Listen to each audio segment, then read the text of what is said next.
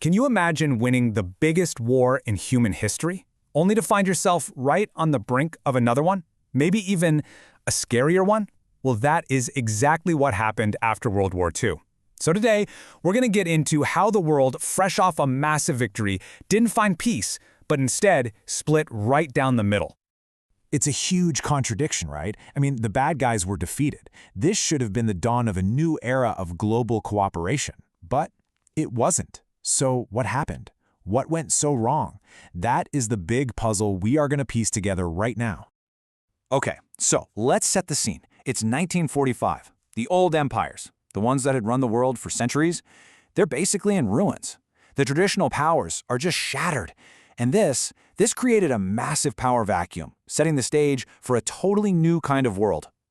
And this right here is the absolute key. With those old empires gone, this huge void of influence just opens up across the entire globe. The question wasn't just, how do we rebuild anymore? It was, okay, who gets to write the rules for this new world? Stepping onto this brand new world stage were two new giants, the United States and the Soviet Union. I mean, they were the undisputed winners of the war, but they had completely different ideas for how the future should look.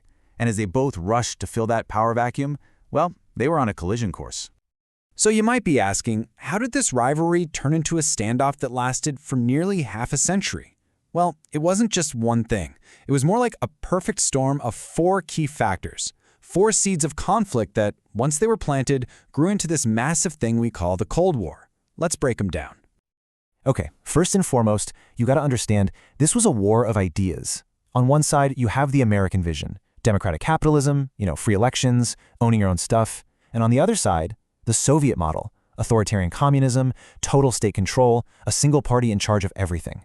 These weren't just different policies. They were two completely opposite visions for where humanity should go. Second, this tension wasn't new. It had really deep roots. The West was always suspicious of the communist goal of a global revolution. And the Soviets, they never, ever fully trusted their capitalist allies. They even believed the US and Britain deliberately delayed the D-Day invasion just to let the Soviet army get torn apart by the Nazis. So this deep, deep mistrust pretty much destroyed any chance of working together after the war.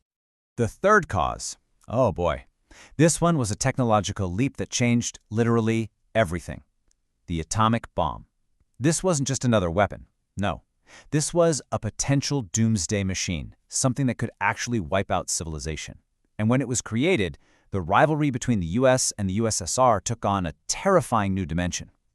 And this just kicked off a terrifying chain reaction. So the US gets the bomb first, which shocks the world, and you can bet strikes fear right into the heart of the Soviet leadership. That fear drives them to pour every single resource they have into building their own bomb. And the second they succeed, bang! The starting gun is fired on the most dangerous arms race in all of human history. So, yeah, those were the causes. But what about the effects? I mean, how did this rivalry between two countries end up completely redrawing the map of the entire planet? Let's get into it. Probably the most immediate effect was this constant nagging fear. For decades, people all over the world lived with this idea that nuclear war could be just minutes away. Think about that. Growing up with this shadow hanging over everything. It shaped pop culture, it shaped politics, it even shaped our backyards with people building bomb shelters. This fear basically drew a line right down the middle of the planet, creating two heavily armed camps. In the West, you had the United States and its allies, all tied together by the NATO military alliance. And in the East, you had the Soviet Union and its satellite states, all united under something called the Warsaw Pact. You were with one side, or you were with the other. There really was no in-between. Now, since a direct war between the US and the Soviet Union would have been, a suicide mission for the whole planet, the conflict went in a different direction. It erupted in what we now call proxy wars. The easiest way to think about it is like a chess game where the two grandmasters never actually fight each other. Instead, they support and fund opposing sides in someone else's war, turning these local fights into global battlegrounds. And we're not talking about minor skirmishes here. I mean, from the frozen mountains of Korea to the dense jungles of Vietnam, local civil wars were just transformed into these absolutely brutal proxy battles between East and West. The superpowers poured in money, weapons, and advisors, fueling these horrific conflicts that ended up costing millions of lives. But, and this is kind of amazing, this intense rivalry had a really surprising side effect. The competition wasn't just about who had more tanks or bombs, it became scientific and technological. This relentless drive to one-up the other side led to this incredible explosion of innovation, things like the first computers and even the early internet. And of course, it all led to maybe the single greatest adventure in human history, the space race, to put a person on the moon. For decades, it just seemed like this divided world was how it was always going to be. But it wasn't. So now we get to the final, absolutely stunning chapter of the Cold War. The sudden and, honestly, almost unbelievable collapse of one of its two central pillars. So what happened? How did it all end? Well, the answer was actually deep inside the Soviet system itself. Decades of crippling military spending, combined with a totally stagnant and inefficient state-run economy, had basically hollowed the country out from the inside. The system was rotting, and the people were losing faith. The cracks were starting to get really big. And it all came crashing down in one single world-changing year, 1991.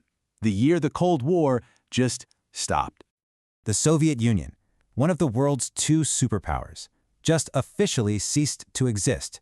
And with it, the Cold War, this massive conflict that had defined pretty much the entire second half of the 20th century, was definitively over. So yeah, the Cold War is history, but its legacy, it's all around us.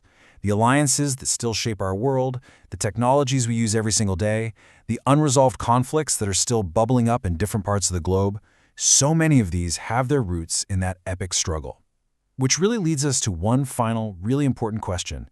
Did the Cold War ever really end, or did it just change its form?